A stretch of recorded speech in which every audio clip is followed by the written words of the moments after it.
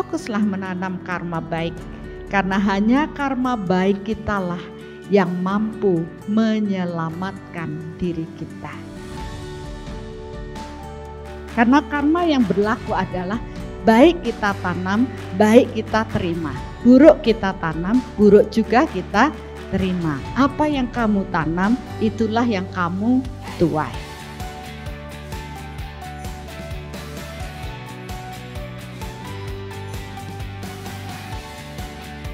Jadi pembuktian daripada karma dan reinkarnasi sebenarnya mudah kita pahami kalau kita mau memperluas realita kita.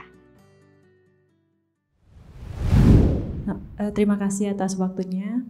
Nama saya Yayu, saya berasal dari Tabanan.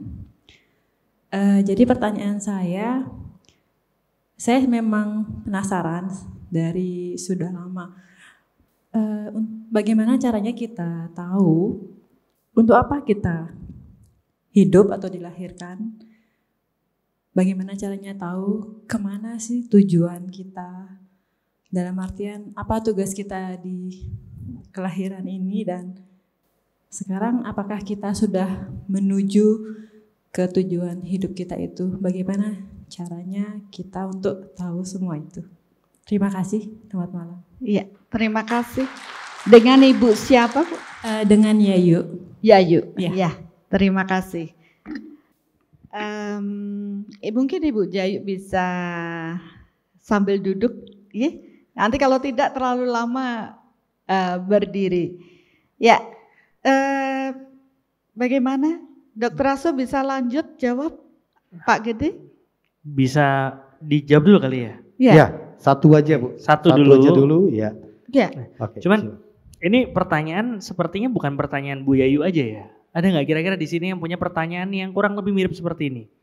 Buat apa sih saya hidup ini? Buat apa sih apa sih yang harus saya lakukan nih? Sebenarnya saya udah jalan ke yang arah yang tepat atau belum gitu Bunda? Karena orang bilang malu bertanya sesat di jalan, tapi kalau kita nggak tahu kita di mana, nanyanya aja susah. Ya kan? Terus gimana nih caranya kita tahu nih Bunda?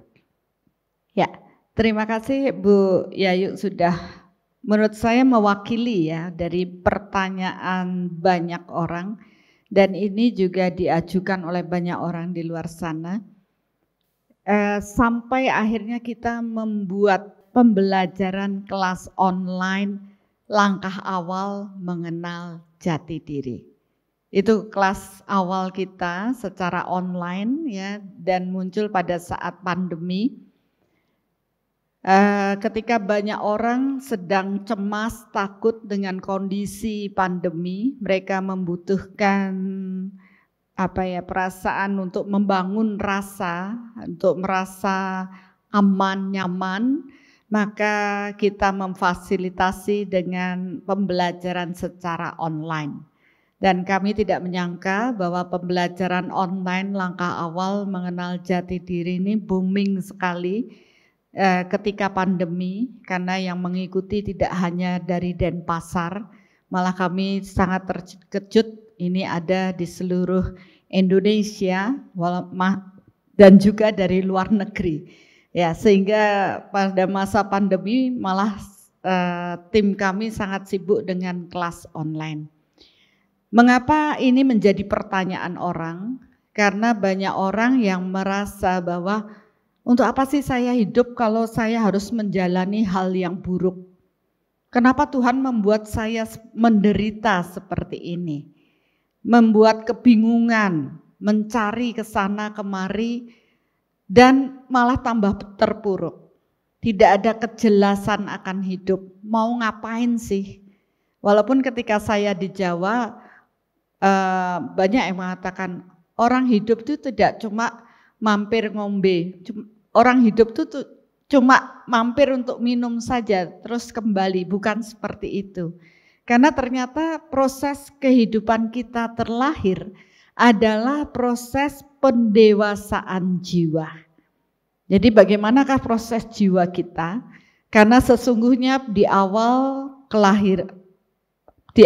penciptaan bumi ini dan semua seisinya, Tuhan memercikkan cahaya ilahinya kepada semua makhluk ciptaannya.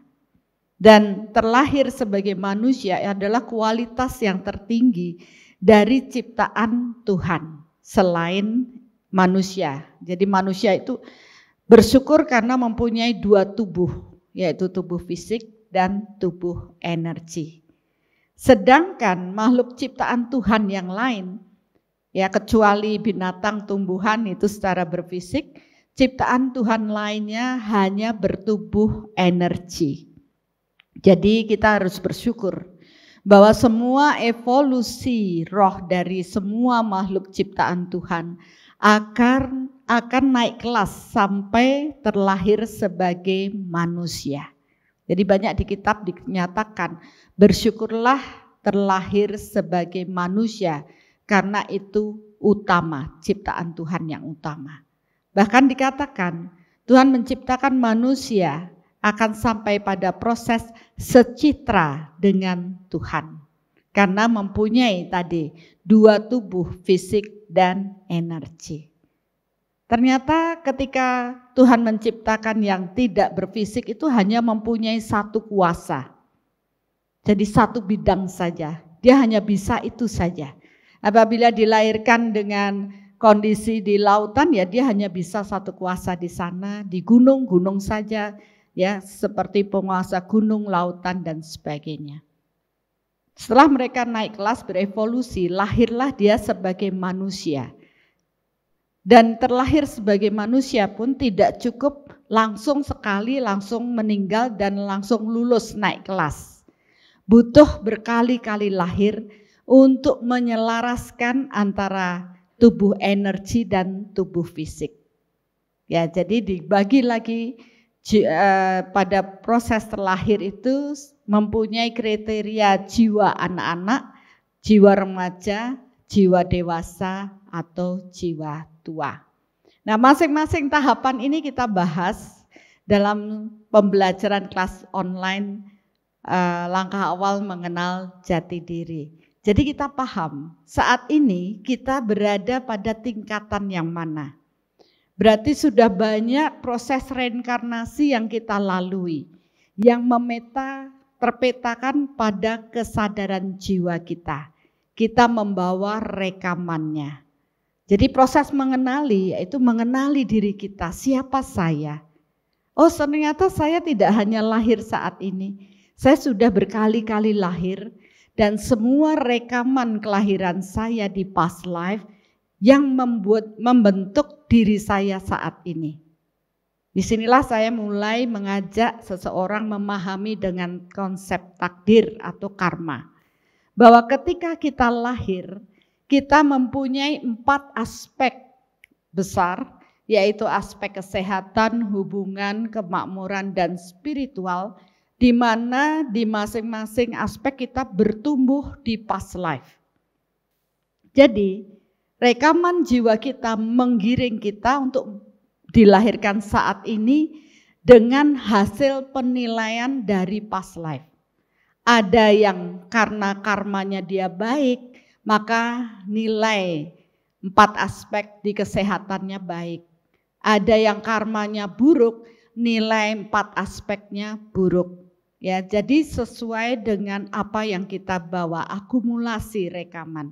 Dan ini pun saya bagikan pada kelas online 4 aspek setelah mereka mengikuti langkah awal mengenal jati diri. Nah, dari 4 rekaman ini tentu Bapak Ibu pernah mengalami semua hal ini. Entah itu kesehatannya baik, hubungannya baik atau buruk. Ya, karena tidak semuanya pasti baik. Ada yang saya sudah kaya sekali, saya punya semua. Tapi ternyata hidup saya tuh minus dengan hubungan saya buruk dengan keluarga. Berarti PR yang harus dia lakukan adalah memperbaiki kualitas hubungan. Itulah PR kita terlahir. Menyelesaikan hutang-hutang karma yang belum terselesaikan. Belum dapat rapot baik. Ya, kalau mungkin kita dulu sekolah, kalau masih ada merahnya, bisa nggak naik kelas? demikian juga proses pendewasaan jiwa kita. Kalau karakter kita belum bagus, kita banyak membentuk karma buruk. Dan akhirnya kita menuai hal-hal buruk dalam kehidupan saat ini. Oleh karena itulah, disinilah pada saat kelahiran saat ini, tujuan kita adalah membuat kualitas jiwa kita menjadi lebih baik. Tentu dengan mengarah pada karakter yang lebih baik. Kalau kita sudah karakternya baik, otomatis kita akan menanam lebih banyak karma baik. Dan itulah yang mengubah hidup kita. Nah, kalau kita saat ini mendapat buruk, kita pasti sudah paham dong. Oh, berarti saya dulu menanam buruk sehingga saat ini saya menerima hal buruk. Kenapa bisa demikian? Karena sejatinya alam ini, bumi ini diciptakan oleh Tuhan dan Tuhan menegakkan hukum yang menjadi hukum Tuhan, yaitu hukum karma tadi. Hukum karma itu bukan diciptakan oleh manusia. Hukum karma itu diciptakan oleh Tuhan. Dan hukum karma ini meliputi semua makhluk ciptaan Tuhan. Jadi tidak hanya manusia. Mereka-mereka yang tidak bertubuh fisik juga terimbas dengan hukum karma. Jangan dibilang tidak, mereka pun dapat imbas. Hukum karma yang saya katakan ini tidak terbatas seperti yang pemahaman di Hindu saja. Karena ini bersifat universal. Mungkin kita yang di Hindu mengatakan ini hukum karma. Tapi ketika mungkin yang lainnya mengatakan ini tabur tuai. Itu adalah sama. Karena karma yang berlaku adalah baik kita tanam, baik kita terima. Buruk kita tanam, buruk juga kita terima. Apa yang kamu tanam, itulah yang kamu tuai. Ini sama. Ya, jadi inilah saya katakan hukum Tuhan bersifat universal. Adalah hukum yang diciptakan oleh Tuhan, bukan diciptakan oleh manusia. Dan semua makhluk ciptaan Tuhan harus tunduk pada hukum ini. Tak barang siapa selaras dengan hukum yang diciptakan Tuhan, mereka akan mendapatkan kualitas hidup yang lebih baik. Tapi barang siapa tidak selaras dengan hukum yang diciptakan Tuhan, mereka pun akan terpuruk. Lah, kalau sudah terpuruk gimana? Habis waktu dia meninggal, dia harus melanjutkan pada reinkarnasi berikutnya. Nah, proses reinkarnasi pun saya melihat itu secara universal. Ini hukum universal juga. Karena adanya hukum tabur tuai, mau nggak mau, dia harus terlahir lagi untuk menuai semua karma atau taburan yang dia tanam dahulu. Jadi pembuktian daripada karma dan reinkarnasi sebenarnya mudah kita pahami kalau kita mau memperluas realita kita, ya, dengan memahami konsep energi, daya batin atau niskala kalau di Bali. Tapi niskala bukan berarti kita mengukur atau mencari segala sesuatu yang berhubungan di luar dari diri kita. Konsep niskala yang lebih dalam adalah mengenal jati diri kita. Siapa sih sebenarnya saya? Apa yang harus saya lakukan dalam hidup ini agar saya menjadi lebih baik? Mari Bapak Ibu mengkoreksi batin. Apa sih yang hidup saya masih saya rasa tidak nyaman? Berarti disitulah PR kita. PR untuk mulai mengendalikan rasa. Dan di soul kita akan berlatih mengolah rasa. Mengolah rasa untuk apa? Memperbaiki karakter buruk kita. Selama karakter kita masih buruk, maka PR kita tambah panjang, hutang kita makin banyak. Kita akan lahir lagi, lu lagi, ketemu lagi. Casingnya aja beda. Ya, mungkin di antara Bapak, Ibu dan saya kita sudah pernah ketemu dulu. Ya. Mungkin ada yang ingat, ada yang tidak, bahwa pertemuan kita bukan sesuatu yang biasa-biasa saja. Pertemuan kita adalah sesuatu di mana rasa kita akan saling berbenturan secara energi. Energi Bapak Ibu rekamannya begini, energi saya begini.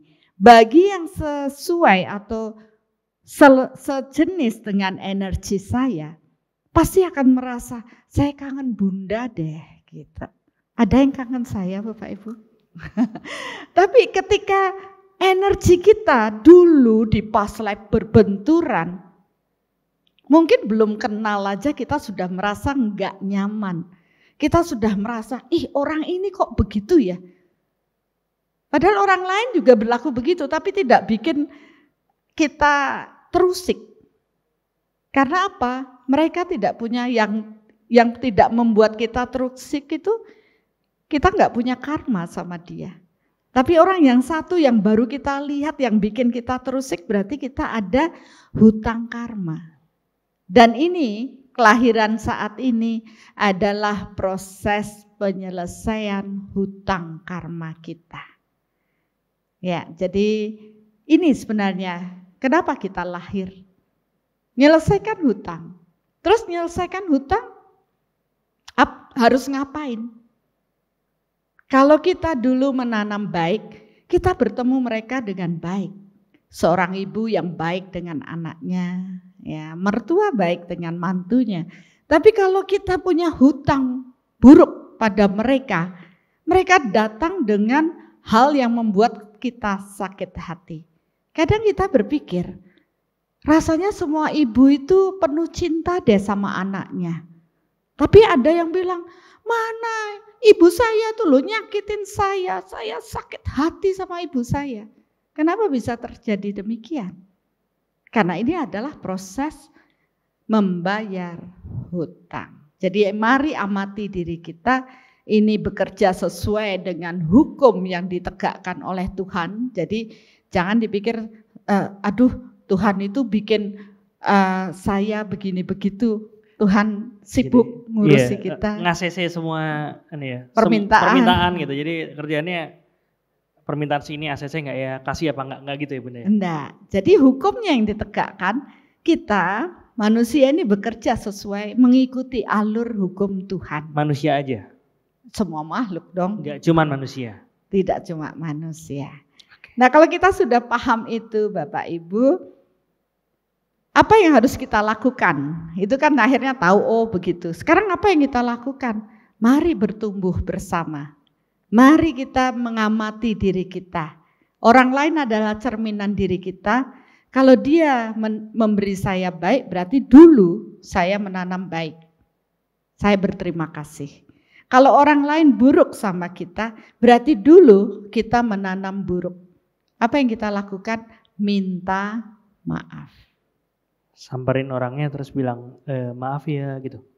Enggak juga lah, kalau kita belum kenal terus tiba-tiba ujuk-ujuk, saya minta maaf ya, dikira gila nanti. Saya cuma takut nanti selesai acara pada salam-salaman kayak lebaran gitu ya, mohon maaf lahir batin satu-satu. Iya, proses inilah yang akhirnya saya mengamati, proses menyelesaikan hutang karma tidak bisa hanya sekedar omong doang, minta maaf tapi dalam hatinya masih ngedumel.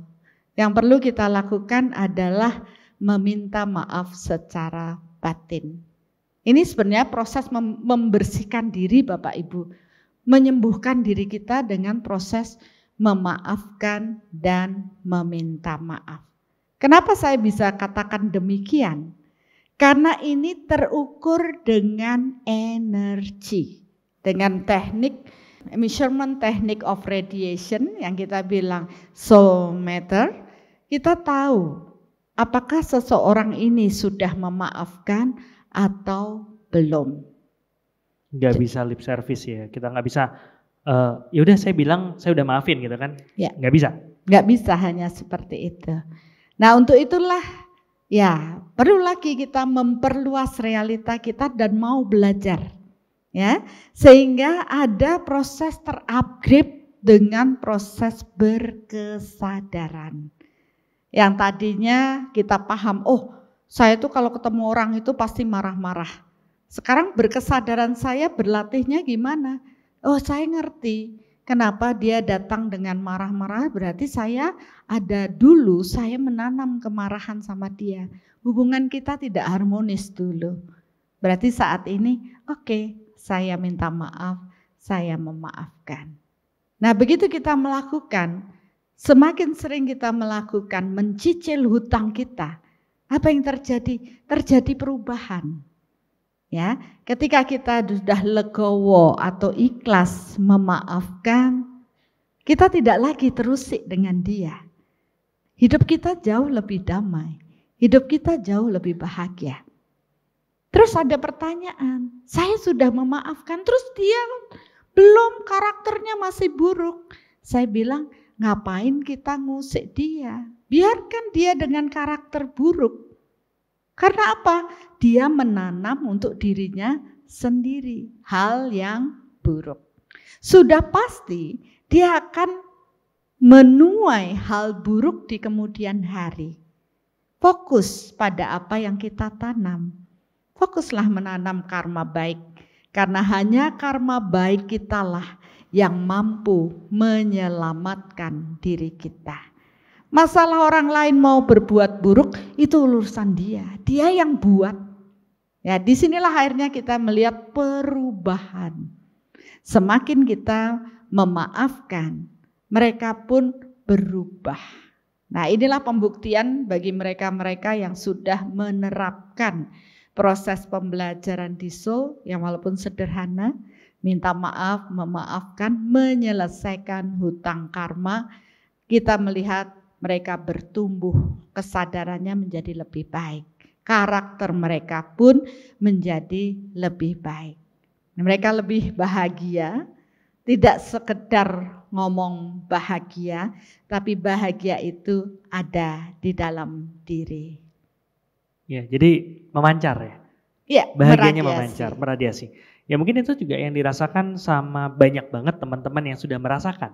Tapi ya mungkin beberapa mikir konkretnya kayak gimana? Itu sebenarnya sudah tertuangkan di buku Akhirnya Beneran Bahagia. Akhirnya Beneran Bahagia. Itu beberapa teman yang sudah akhirnya memberanikan diri cerita tentang proses mereka mencari bahagia.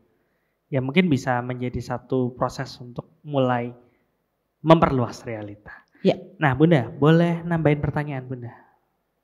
Jangan dulu. Belum, oke. Masalahnya itu baru tadi bagaimana, terus kemana? Kan ini belum selesai pertanyaan Bu Yanti. Ini pertanyaan Bu Yanti luar biasa nih. Jawabannya jadi panjang. Ya, tapi Bapak Ibu ikhlas yang mendengarkan. Karena kalau ini saya bahas bisa, kalau di kelas bisa panjang ya. Saya harus mempersingkat nih. Setelah kita tahu apa yang kita lakukan, bahwa waktu kita tidak panjang. Kita harus benar-benar waspada dalam hidup saat ini, memilah mana yang baik dan yang buruk. Kita mulai mengarah pada kebaikan. Karena kebaikanlah yang mampu menyembuhkan diri kita. Semakin banyak orang berbuat kebaikan, semakin tersembuhkan dirinya. Artinya apa? Menyelesaikan hutang karma. Dengan karma baiklah kita menyelesaikan hutang-hutang kita dan kita pun tersembuhkan. Nah setelah kita paham, kita menjalani, mau ngapain? Tujuan kita terlahir kan untuk proses naik kelas pendewasaan jiwa. Banyak orang yang bingung, terus habis ini ngapain? Bunda, ya selesaikan hutang karena semua terukur dengan soul meter. Dari mana kita melihat bahwa seseorang itu akan terlahir kembali atau dia tidak terlahir kembali.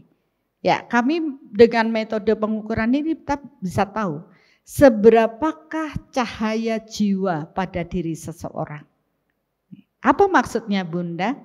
Ketika orang terlahir dari percikan cahaya Tuhan itu dia sangat besar. Tapi begitu ada karma buruk yang dia lakukan, cahaya Tuhan di dalam diri kita mengecil. Semakin banyak karma buruk, semakin kecil bahkan mungkin hanya sedikit saja. Tapi dengan kembali ada kesadaran, mereka pun kembali menanam lebih banyak karma baik sehingga cahaya jiwa mereka kembali utuh seperti pada saat awal dipercikan. Dan inilah yang menandakan bahwa mereka bisa kembali pulang ketika tidak ada lagi kegelapan di dalam diri. Ya, cahaya ini dapat terlihat nanti dengan proses aura yang luar biasa dan dapat terukur dengan proses energi. Sehingga ketika kita mampu fokus pada diri kita, menyelesaikan kegelapan-kegelapan di dalam diri, maka cahaya Tuhan akan semakin kuat. Dan ketika sudah tidak ada lagi hutang, kegelapan di dalam diri, saatnya kita kembali pulang, menyatu dengan kekuatan Tuhan. Atau mungkin kalau di Hindu dikatakan moksa. Karena itu bukan berarti moksa hilang tubuh, tidak. Ketika tidak ada lagi hal buruk di dalam proses rekaman jiwa ini, maka kesadaran ini pun akan menyatu dengan kekuatan Tuhan. Jadi dengan proses terukur ini, kami di Seoul pun akhirnya mengetahui, oh ini lahir tinggal sedikit loh untuk menyelesaikan hutang karmanya. Ayo cepat selesaikan dengan baik, rubah karakter, rubah hal-hal buruk dalam diri, hapus semua rekaman-rekaman buruk di dalam diri, benih-benih karma buruk kita selesaikan sehingga kita menjadi jiwa yang bebas, jiwa-jiwa yang tenang, jiwa-jiwa yang bercahaya terang. Akhirnya kita bisa kembali pulang mencapai kebersatuan dengan Tuhan. Itu. Yes.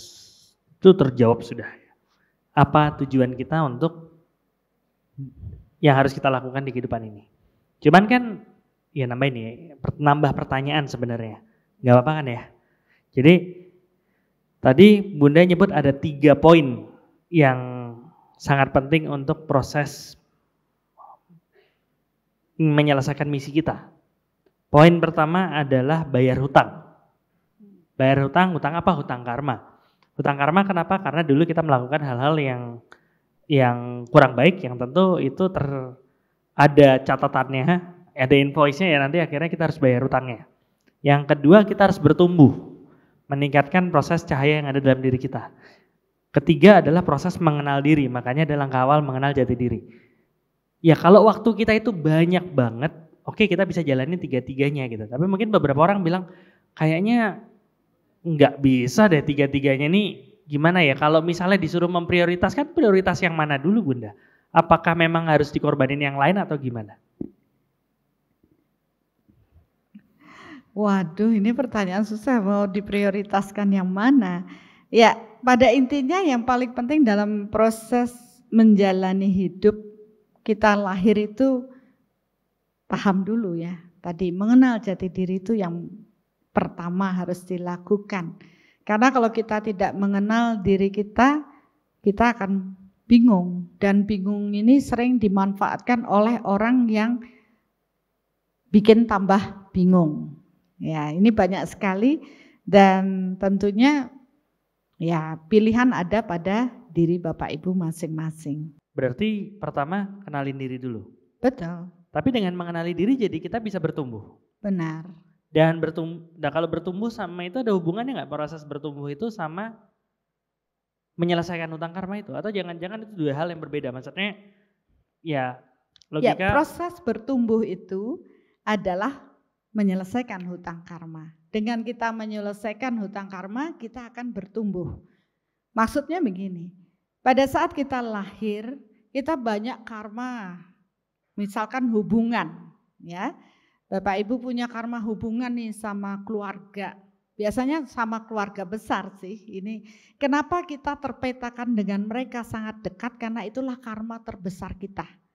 Karma terbesar kita pertama adalah ibu, kemudian bapak, ya, karena mereka yang membuat kita lahir, beliau-beliau membuat kita lahir. Setelah itu keluarga dan suami, istri, anak itu merupakan hutang karma yang paling besar.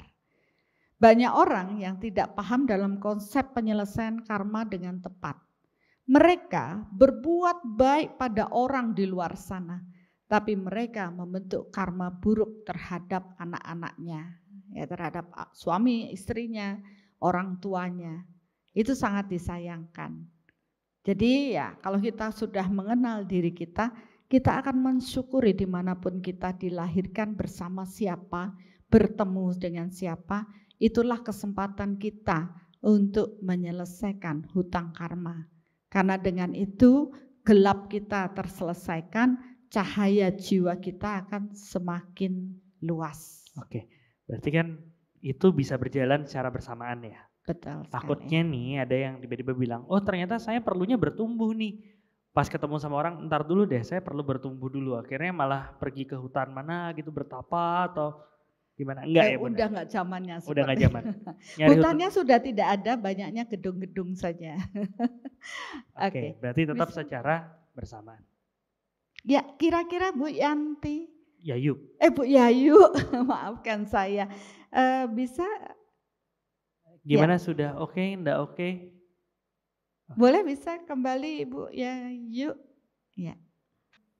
Masih ada yang mungkin agak membingungkan?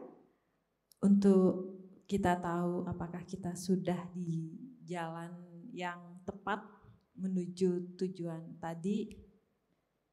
Ya, itu yang ditanyakan. Masih belum ya? Oke, saya akan tambahkan nanti. Oke Pak Gede, hadiahnya sudah?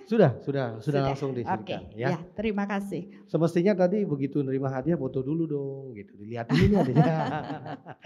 Ya, apakah pertanyaan ini berhubungan dengan proses mengenal diri itu Bunda? Kan pertanyaannya adalah apakah kita sudah berjalan menuju jalan yang tepat? Bukan, maksudnya ke arah yang tepat seperti itu ya. Takutnya kita udah jalan gaspol ternyata harusnya ke utara kita ke selatan kan gitu. Ya. Itu ada hubungankah sama proses mengenal diri? Ya, ada hubungannya dengan proses mengenali diri. Tapi ternyata kalau saya amati semua proses untuk mengenali diri itu akan menjadi sulit karena kita sendiri sering tidak netral. Ya, kita sering berpihak atau sesuai dengan ego kita, mau kita. Kita merasa kalau sesuai dengan ego kita, pasti kita merasakan itu baik. Jalan saya sudah benar. Ya. Tapi ketika saya ajak netral, ya dalam artian berserah dan netral, ego kita benar-benar dinetralkan, barulah kita paham, oh ternyata saya belum benar. Nah, disinilah saya melihat bahwa mereka-mereka yang tidak terarahkan, ya, seringkali kebingungan dengan proses ini. Dan akhirnya saya pun menyadari bahwa semua orang membutuhkan guru. Guru dalam bidang apapun. Misalnya bidang akademik, kita butuh guru. Guru adalah yang mumpuni, digugu dan ditiru karena mereka sudah menguasai bidang tersebut. Di proses ini pun untuk mengenal jati diri, mengenal apakah saya sudah berjalan di role yang tepat, kita juga butuh guru yang paham dengan proses ini. Nah, untuk itulah saya berbagi metode Soul Matter. Sebenarnya untuk apa? Untuk Bapak Ibu paham apakah saya sudah belajar di jalur yang benar atau saya sudah berjalan di jalur yang benar. Apakah saya tersesat? Atau saya sudah mengarah pada jalan yang benar. Untuk itulah metode Soul Matter ini akan menuntun Bapak Ibu ya menjadi tongkat Bapak Ibu seperti orang buta bawa tongkat mengarahkan Bapak Ibu pada jalan kebenaran Tuhan. Karena Soul Matter dibagikan untuk membuat Bapak Ibu belajar berserah. Berserah kepada Tuhan. Apa artinya? Dalam kondisi kita berserah kepada Tuhan, tidak ada lagi kebingungan. Tidak lagi ada ego di sana. Jadi kita bersifat netral, dan ketika kita dalam kondisi netral tanpa ego, kita akan melihat, oh yang ini benar, oh yang ini salah. Disinilah proses kita mulai memahami kebenaran-kebenaran. Ya, jadi semua memang butuh proses belajar, tergantung pada pilihan Bapak Ibu masing-masing. Karena kembali pada diri kita, Tuhan memberi kita akal budi dan kehendak bebas, maka niatkan saja. Saya ingin mengetahui apakah saya sudah berjalan di jalan yang benar. Tuhan berikan saya seorang guru yang mampu menuntun saya mengetahui kebenaran Tuhan. Karena kita meminta ke alam, kita meminta ke proses yang ke arah kebenaran Tuhan, maka yang berjalan di kebenaran Tuhan akan datang. Karena hukum di alam ini adalah sejenis menarik sejenis. Sebenarnya gampang sekali dengan proses ini. Apa yang Bapak Ibu niatkan, apa yang Bapak Ibu pikirkan, maka itu akan datang. Cuma sering orang salah dalam berpikir dan meniatkan. Seperti di karma reinkarnasi, pinginnya sehat tapi mikirnya sakit. Otomatis kita sering yang kita rasakan masih sakit karena kita sering memikirkan sakit. Ya, mengeluh sakit, mengeluh dan terus diperkuat, energinya kuat, akhirnya alam ini menarik penyakit datang pada diri kita. Sama aja, Bapak Ibu kepingin hubungannya harmonis. Saya pingin baik loh sama keluarga saya yang besar ini. Tapi dia tuh loh nyakitin saya terus. Saya terus dikata-katain. Lah dia bukannya memperkuat energi pikiran positif hubungan baik. Dia memperkuat proses hal buruk. Dan itulah yang terjadi. Pada sesungguhnya yang menciptakan hidup kita adalah diri kita, bukan Tuhan. Ingat ya Bapak Ibu, yang menciptakan hidup Bapak Ibu adalah Bapak Ibu masing-masing, bukan Tuhan. Jadi kita nggak bisa nyalahin Tuhan. Tuhan kenapa saya dapat seorang ibu seperti ini? Tuhan kenapa saya dapat suami seperti ini? Tuhan kenapa anak saya seperti ini? Atau dia begitu? Koreksi dalam. Saya yang menanam, saya yang menuai, ini karma saya. Berarti saya yang harus koreksi diri saya. Nah apa yang dilakukan? Mintalah maaf dan maafkanlah. Karena itulah yang membuat kita menyelesaikan hutang kita. Enggak pakai lama Bapak Ibu. Semua akan berubah dengan baik. Asal kita memperkuat pikiran yang positif. Tapi kan kadang-kadang kita nggak ngeh ya. Pada saat kita ingat, kita mikirnya positif. Tapi sering kan kita nggak ingat. Sekarang kita mikirin baik, habis itu nanti pas tanpa sadar ngeluh. Ya aku udah baik kok masih kayak gini. Nah, itu gimana? Itu karena kurang pengetahuan. Itu kurang pengetahuan? Ya kurang pengetahuan dan tidak ada niatan berlatih. Orang kalau ini kan pelajaran kehidupan. Latihannya di mana? Di kehidupan kita. Mungkin kita hanya menambahkan pengetahuan, membuka diri dengan pengetahuan, menyerap pengetahuannya, kemudian mempraktekkan dalam kehidupan kita sehari-hari. Ini bukan suatu proses belajar yang harus di perguruan dan diam di situ. Tidak, karena latihan kita adalah dengan lingkungan kita, orang-orang di sekitar kita. Pada saat memang kita membutuhkan belajar, oke, saya luangkan waktu untuk belajar. Saya menyerap pembelajarannya. Saya mempunyai penuntunnya. Begitu kita berlatih, ya kita berlatih dengan lingkungan kita. Disinilah sebenarnya proses berlatih kita yang sesungguhnya. Tidak hanya pada saat berada dalam suatu perguruan atau belajar ya seperti di sekolah gitu. Tapi ketika di lingkungan kita belajar dari mereka semua. Jadi penyelesaian bukan di kelas, Walaupun di kelas perlu untuk pengetahuan supaya Ya. bisa mengambil keputusan yang tepat. Betul. Oke. Oke, mungkin itu Bu. Gimana Bu Yayu? Ya, kalau Sudah Bu, terima Iya, kasih atas terima jawabannya. kasih. Oh, iya. Ya, terima Oke. kasih pertanyaannya. Ini kalau Ya. pertanyaannya kayak gini semua, satu Panjang. pertanyaan panjang ini. Seru, Ya. seru. Seru. Luar biasa, mantap. Sudah bisa lanjut ke berikutnya, Ya, Bunda? lanjut, Oke, Pak Dik. ya. Silakan. Ya.